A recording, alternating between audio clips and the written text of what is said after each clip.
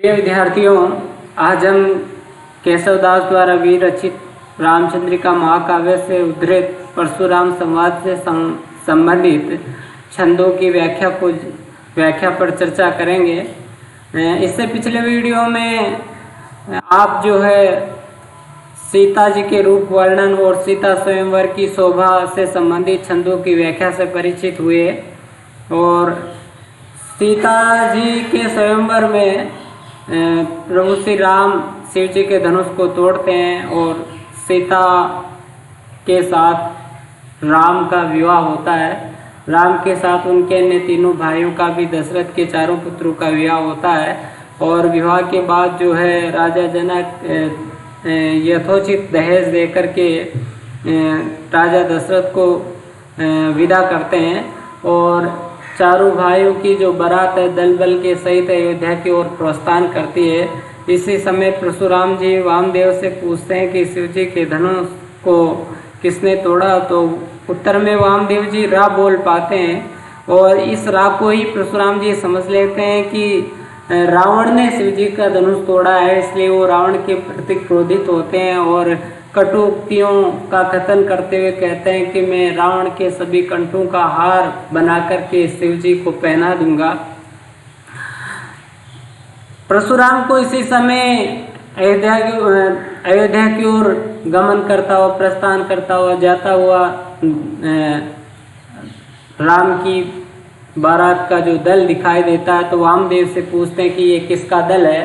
तो वामदेव जी उत्तर देते हैं कि ये प्रभु श्री राम का दल है जिन्होंने शिव जी के धनुष को भंग किया है। यह सुनकर के परशुराम जी क्रोधित होते हैं और रघुवंश को अपने कुठार की धार में डुबो देने जैसी द्रपोक्तियाँ वो का कथन करते हैं। परशुराम जी को देख करके राम जी रथ से उतरते हैं और उनके सामने नतमस्तक होते हैं। पर परशुराम जी अत्यंत क्रोधित है और राम से कहते हैं कि तोरी सरासन शंकर को शुभ सिए स्वयंवर माज भरी, ताते बड़े अभिमान महामन मेरी अनेक न संक करी, सो अपराध करो हम सो अब क्यों सुधरे तुम हूँ दो कहो, बाहु दे दो कुठारे केशव आपने धाम को पंथ कहो। परशुराम राम से कहते हैं कि तोरी सरासन शंकर को, किस तोर यानी तोड़ करके, सरासन यानी धनुष, शंकर को यानी शंकर को सिए स्वयंवर माज मरी, स्वयंवर में सीता जी का वर्ण किया। ताते बड़े अभिमान महा, अभिमान यानी गैर, मेरे यानी मेरा, नेक यानी बिल्कुल भी, संख यानी संख, कि तुमने शिव जी के धनुष को, शंकर के धनुष को तोड़ करके स्वयंवर में सीता का वर्ण किया है और इससे तुम्हारा अभिमान बहुत बढ़ गया है। परशुराम जी कहना चाहते हैं कि तुमने उस शिव जी के धनुष को तोड़ा है जिसको स्वयंवर में रावण जैसे बड़े बड़े प्रतापी राजा भी नहीं तोड़ पाए और शायद इसी कारण तुम्हें बहुत दर्प हो गया, बहुत घमंड हो गया, बहुत अभिमान हो गया कि मैंने शिव जी के उस धनुष को जो है भंग किया है, जिसको रावण जैसे बड़े बड़े प्रतापी राजा भी नहीं तोड़ पाए। और इस तरह से तुम्हारे मन में दर्प का होना, अभिमान का होना, घमंड का होना स्वाभाविक है, लेकिन धनुष को तोड़ते समय तुमने मन में तनिक भी मेरा विचार नहीं किया, तुम्हें तनिक भी मेरा भय नहीं हुआ। उस परशुराम का भय नहीं हुआ जिसने धरती को क्षत्रियों से हीन किया है। यहाँ परशुराम जी का जो है दर्प अभिव्यक्त हो रहा है, उनका घमंड अभिव्यक्त हो रहा है। वो अपने आप को बड़े प्रतापी वीर समझते थे और समझते थे कि मेरे जैसा सूरवीर और प्रतापी इस धरती पर कोई नहीं है। क्षत्रियों को मैंने धरती को मैंने क्षत्रियों से रहित कर दिया है, उसी की अभिव्यक्ति यहाँ पर हो रही है। परशुराम के इस तरह के कटु वचन, क्रोधित वचन सुनकर के राम जो है बड़े विनम्रता से स्वाभाविक सा प्रश्न करते हैं कि सो अपराध करो हमसे, हे प्रभु, हे नाथ, हे मुनि, हमसे ये अपराध तो हो गया, क्यों सुधरे तुम हो तो कहो, इसका किस प्रकार से सुधारा जा सकता है, इस अपराध का प्रायश्चित किस प्रकार से किया जा सकता है, वो बताइए। हम वही कर दें ताकि अपराध का प्रायश्चित हो सके, उसको सुधारा जा सके। तो परशुराम जी की इस विनम्रता पर भी परशुराम का क्रोध कम नहीं होता है और परशुराम कहते हैं कि बाहु दे दो कुठारे केशव अपने धाम को पंथ गहो। परशुराम कहते हैं कि बाहु दे दो कुठारे, तुम अपनी दोनों भुजाएं मेरे कुठार को परसे को दे करके अपने भवन को अयोध्या की ओर प्रस्थान करो। यहाँ कुठार ही देव कि इसके माध्यम से केशव ये कहना चाहते हैं कि मेरा ये जो कुठार है ये बड़ा क्रूर है और इस कुठार के से ही मैंने धरती को क्षत्रियों से हीन किया है। तो इस कुठार से मैं तुम्हारी दोनों भुजाओं को तुम्हारे शरीर से अलग करना चाहता हूँ, जिन भुजाओं से तुमने शिव जी के धनुष को तोड़ा है, और इसके बाद तुम अयोध्या की ओर प्रस्थान कर सकते हो। तो यहाँ पर परशुराम और राम का संवाद है। एक बात मैं यहाँ कह दूँ कि हिंदी साहित्य के इतिहास में केशव दास की पहचान जिन विशिष्टताओं के कारण है, उनमें उनकी संवाद योजना सबसे प्रमुख है।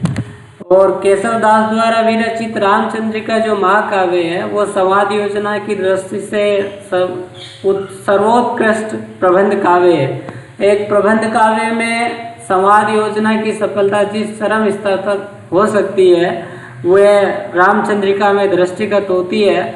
और केशव पर कठिन काव्य के प्रेत या केशव को कभी हृदय नहीं मिला था, ऐसे आक्षेप लगाने वाले रामचंद्र शुक्ल ने भी इस बात को स्वीकार कहा है कि केशव को रामचंद्रिका में जो सर्वाधिक सफलता है वो संवाद योजना में मिली है। और उनका अंगद रावण संवाद तो रामचरितमानस में तुलसीदास द्वारा रचित तुलसीदास द्वारा भी रचित रावण अंगद संवाद से भी उत्कृष्ट है, श्रेष्ठ है। शैल पक्ष तो यहाँ पर परशुराम और राम के बीच में जो संवाद है वो संवाद में एक स्वाभाविकता दृष्टिगत होती है। परशुराम क्रोधित होते हैं अपने गुरु के धनुष के टूटने पर, और राम जी उसका बड़ा स्वाभाविक सा उत्तर देते हैं कि हमसे अपराध हो गया। तो इसमें स्वाभाविकता का गुण हमें देखने को मिलता है। शैल पक्ष की बात करें तो इसमें ब्रज भाषा है और सवैया छंद है। सवैया का मदिरा भेद है जिसमें 7 वर्ण व 1 गुरु वर्ण होता है। और जो है इसमें रौद्र रस का परिपाक है। और जो है गुण हम मान सकते हैं। इसके बाद जो अगला छंद है वह भी परशुराम राम संवाद से ही है और इसमें राम का कथन है। परशुराम के क्रोधित होने पर धनुष शिव जी के धनुष के टूट जाने पर राम जी जो है बड़ा स्वाभाविक सा उत्तर देते हैं, कारण बताते हैं, तर्क देते हैं कि राम कहते हैं कि टूटे टूटन हार तरु वायु दीजत दोष, त्यों अब हर के धनु को हम पर कीजत रोष, हम पर कीजत रोष काल गति जाने न जाए, होन हार हवी रहे मिटे मेटी न मिटाई, होन हार हवे रहे मोह मद सबको छूटे, होई तिनुका वज्र वज्र तिनुका हवे टूटे। इसमें राम जो है परशुराम से धनुष के टूट जाने की बात को होनी से जोड़ करके कहते हैं कि होनी को कोई नहीं टाल सकता है, जो घटित होना है वो घटित होके ही रहता है। तो शिव जी के धनुष के टूटने की जो घटना थी उसे होना था, इसलिए हो गई है। अब उसके लिए दोष देना व्यर्थ है। तो राम जी तर्क देते हैं कि टूटे टूटन हार तरु, टूटे यानी टूटने पर, टूटन हार यानी जो टूटने के योग्य है, तरु यानी पेड़, वायु दीजत दोष कि जो पेड़ या वृक्ष टूटने के योग्य है उसके टूट जाने पर वायु को दोष देना व्यर्थ है। वायु के उसके टूटने में वायु का किसी भी तरह से कोई योगदान नहीं होता है, वायु का किसी प्रकार से दोष नहीं होता है। वह तो स्वाभाविक रूप से ही उसको टूटना था, वह टूटने के योग्य हो चुका था और उसे टूटना था। वायु इसलिए उसके टूटने के लिए वायु को दोष देना, वायु पर आक्षेप लगाना व्यर्थ है, अनुचित है। उसी तरह त्यों अब हर के धनुष को हम पर कीजित रहो। उसी प्रकार शिव जी के धनुष जो टूटने के योग्य था, उसके टूट जाने का दोष हम पर दे मरना और आपका हम पर इस तरह से क्रोधित होना उचित नहीं है, यह अनुचित है। रामचरितमानस में भी तुलसीदास ने लिखा है कि काछति हानि जून धन, काछति लाभ जून धन तोरे, देखा राम नयन के बोरे, छुअतई टूट रघुपति उन तोसु, मुनि बिनु काज करें कतरोसु। तुलसीदास ने लिखा है कि